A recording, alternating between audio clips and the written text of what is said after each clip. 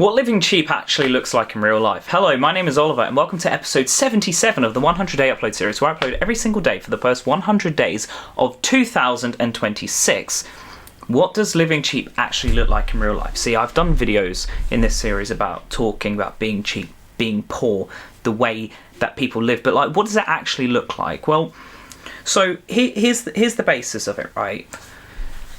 Living cheap or living poor is not really noticeable, I think. I think a lot of it is, especially if you're in severe poverty or homeless, then yeah, that's noticeable on a day-to-day basis because you can tell with people's like hygiene, what they wear and dress, etc., etc. You know, there are some telltale habits of that, but that's not needless to say because I sometimes dress homeless, I guess, as I have been told in the past. And I guess that's one of the things about living cheap. I don't buy new clothes. I would love some new clothes. Honestly, I would love a whole new wardrobe. But guess what? That's not going to happen. Because when you're living cheap and frugal, just buying new clothes isn't a thing. Okay, yeah, sure. I bought a Christmas jumper. Okay, but I also got that really cheap at one of those at Cheshire Oaks, one of those retail parts where everything's like really cheap or overstock or whatever. That's where I got for my cheap stuff. I just got a cheap jumper. Okay, it was £10. My son's one was 17. That was too much, but he loves it and he wears it. It's not just Christmas jumper. It's Hot Wheels. It's awesome. So it's difficult, Living cheap is really difficult. So for instance. Okay, I was looking at a holiday, right? I just get so bored of the UK all the time, and I was looking at a holiday. I just want to leave the country all the time. So I was looking at potentially taking my son to Spain, and that's not me saying I'm not going to do that. That's me saying if I'm going to do that, I need to do it very, very cheap. Like, very cheap. So I've seen return flights for less than £30 per person, and if I can get accommodation for a couple of nights for, less than £40 altogether, or less than 60 quid, awesome. Then, all full steam ahead, potentially. That's where I'm kind of at. Okay, living cheap is different to everyone. That's the truth. Not everyone likes to go on holiday. Or no, it's not that not everyone likes to go on holiday, it's more that people just can't afford to go on holidays. I guess they don't know where to look at the same time. Skyscanner, it's really easy to do. So that's what I use. I feel that living cheap sucks. It absolutely sucks. At point of recording, I'm still poor, still cheap. Who knows? Who knows what will happen tomorrow? Who knows what will happen next week? I don't know when you'll see this video. This video, you might see it in 2 years' time. But at current point of recording, it's life sucks. I'm buying the cheapest food. I would try to get every item costing less than £1. That's what I do. That's what I do. I bought some oranges the other day and I was really annoyed. I had to pay 99p on Club Card. 99p. I got 5. 99p. Crazy. I do shop at Marks and Spencer's though, which is strange about living cheap, but I'll tell you why. Bananas. The fruit and veg, seriously, in Tesco's or anywhere, absolutely suck. Although I did get some really good apples at Company Shop the other day, 55p for 6, they're like really big juicy ones. So I got 2 packets of those, so I was really happy with those. But Marks and Spencer's, I got these bananas. It was like 90p a kilo, so I spent £1.09. But these bananas were like big, fat, don't clip this, but they're like big, fat, juicy, long things. Do you know what I mean?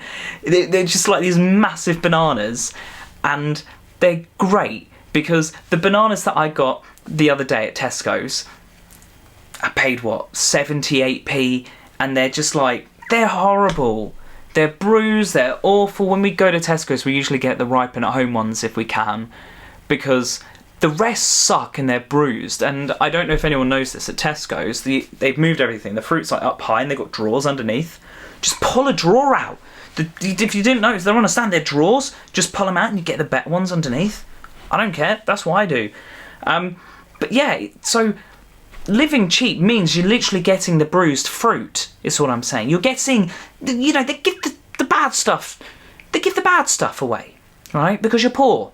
Sucks, doesn't it? I think the whole world should get the best fruit and veg. I don't care. Okay, yeah, there's the wonky veg. I don't care what shape a pear is. I don't. A pear could look like a square. I don't care. If it was 10p, I'd buy it, right? That's the mindset I'm in. Pears are stupidly expensive. Even peppers have gone up another 5p. Like, I went to go buy some peppers, and I realised that 70p a pepper now, it's edging out of the price.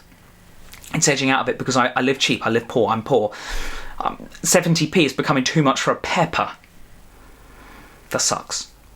You know, I did a Living on £1 a Day series not long ago, and I cut loads of footage out of it, and I spent like 40 minutes weighing all the onions because I was just trying to find an onion which was cheap. It sucks living cheap. I wish I could walk into a shop, just see something and put it in and not have to look at the price. Instead, I get in my car, go, right, I've got 40 miles in my tank. If I drive very, very economically, I might be able to get that to last me a week if I only go to the shops and back as and when I need to do the food shop, because I don't buy everything at once, because fruit and veg take off quick, and my son eats like a champ sometimes, so I buy things as and when, and it's so difficult. It's so difficult, seriously. Right? My car's been at the bottom of the fuel for ages. I don't do any driving these days. I did a video about van life, about me driving up and down the country. It's great. I used to drive so much. At one point, I did over 40,000 miles in a year. I don't drive anywhere these days. I do my best to do no driving. I literally drive to the shops and back, to the park and back. I just don't drive because I can't. When I come into some more money soon, when I say soon, you know, you got to put it out in the universe, and I'm working on some stuff on the side. When that happens, things will change, because I'm not letting this be a forever thing. But it sucks. It does, like, even electricity, right? So I'll just give you an overview of my electric situation. So I was told I was being put on one rate, wasn't put on one rate, didn't pay my electric for a long time because I kept calling them up, kept giving them meter readings, they kept saying stuff and they were lying, and then I've requested all the documents, and I got the documents, and they haven't sent me 95% of everything because they're like, oh, we don't save anything after 3 months and not all our calls are recorded. It's like, yeah, but you were offering compensation here, this and that. They lied, right? My electric bill was saying, they're like, oh yeah, this is £5,000 for electricity, right? And I called the guy up, right, because they put it on my credit file, which is going to screw me up in the long run. And now my credit score, which I've worked years on, has just dropped hundreds and hundreds of points because apparently I'm not paying my electric bill. And I said I'm not going to pay it until they sort out this, like, £5,000 British gas. £5,000 of my electric bill. I was like, this is not right. So I called them up. And I spoke to the guy on the phone, and I did the meter reading and everything there and then. And he was like, oh no, this is not good. I was like, what? He's like, this is meant to be £1,700. Right, okay, 1,700 is still a lot, right? But it's not £5,000, okay? 1,700, 5,000. They've still screwed up on my electric bill, all right? They said it's going to take 30 days to enter the system, but they tried sending bailiffs to my house. They've screwed up my credit file. I'm just saying, this sucks. Living poor sucks, right? No one cares. Maybe if I was rich, I wouldn't notice that. It'd be great if I didn't notice it, to be honest. Okay, yeah, I would have lost a few thousand in the process, but it's caused me so much stress, and it's screwed up my credit file massively. I'm just very not happy with being poor, to the point that I couldn't pay my electric bill because of what, the figures they were giving me. Buying new stuff would be great. I'd love a new set of bedding.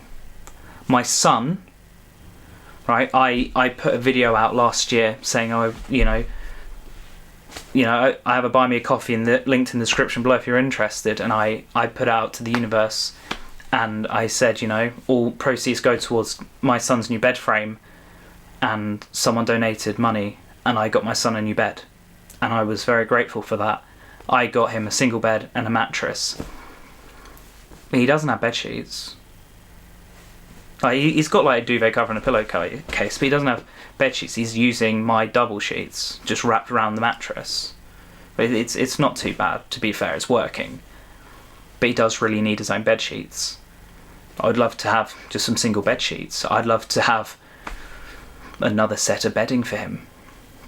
It's the little things. You know, going back to the electric bill, when it was like saying £5,000, right?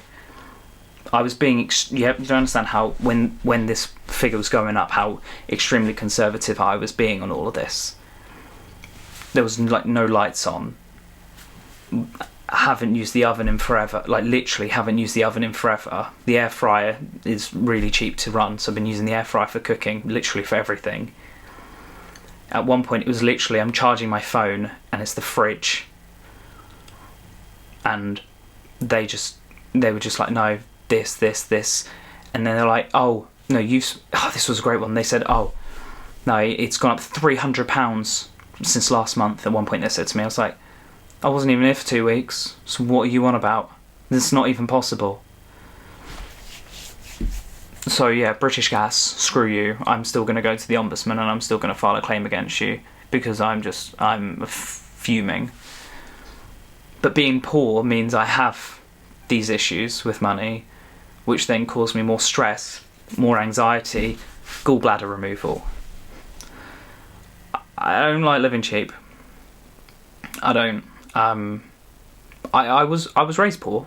You know, I don't want people to think like I'm like out the boat here and just be like, oh no, it's weird because he had lots of money. No, yeah, there were 7 people in my house growing up. 7. Okay, cool. My parents owned their house. They had a mortgage, which was a lot of money. But you know, I shared a room with 2 brothers. That was my life. I slept in a toddler bed till I was 16. That's just how it was. So people can say what they want, you know. I wasn't raised with money. I would have loved to have been. Okay, sure, there's external family with money. Great, good for them. But it's not with me. I can talk about my ancestor, Sir William Lake and Trelford, founder of the Institute of Linguists. Amazing, cool. I've got his 4th Warden badge hanging up in my hallway. It's in a case, but it's in my hallway because he's my ancestor, and that's awesome. And he was Sheriff of London, amazing. He had all this money. He didn't make it to us. You know, I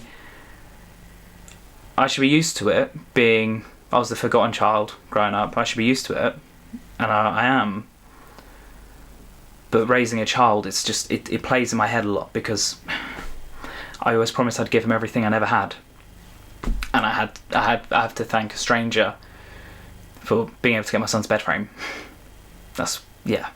It's not forever. It's not. Trust me, seriously, it's not forever. By the end of the year, trust me, by the end of 2026 is going to be an amazing year, right? By the end of 2026, my whole financial situation is going to be so different. I'm so excited for the future. You have no idea, because I'm working in here. I'm working on ideas. I'm working on my laptop down here. I'm working on everything.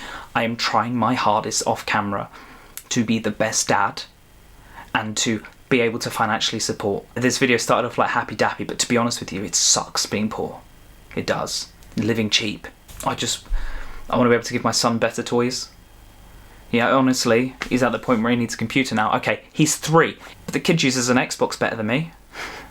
He's a genius. I checked his weight and height not long ago, and he's surpassed 5-year-olds. When I say not long ago, I'm saying beginning of January. But yeah, he's surpassed 5-year-olds. Yeah, he's projected like 6 foot whatever. He's going to be massive, my son. He's a grown boy. Needs new pajamas. Needs new clothes. By the summer, yeah, his feet are bigger than 5-year-olds, right? His feet are massive, and I keep having to buy him new shoes. Everything adds up, and I always said I'd give him everything I never had, and all my spare money goes on him. Absolutely everything. So yeah, I'm really excited for the future because I won't be poor. No. And you can circle back to this video in 10 years' time when you come across this YouTube channel and you think, oh look, wow, this is a multi-millionaire. And you go back and like, actually no, he really had to work for it, and that's where I'm at.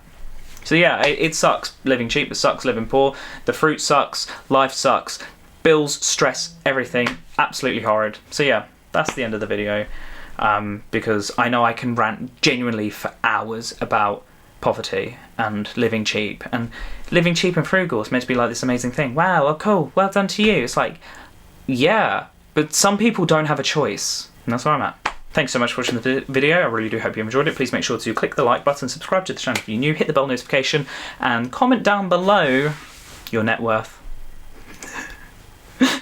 Adios. Goodbye.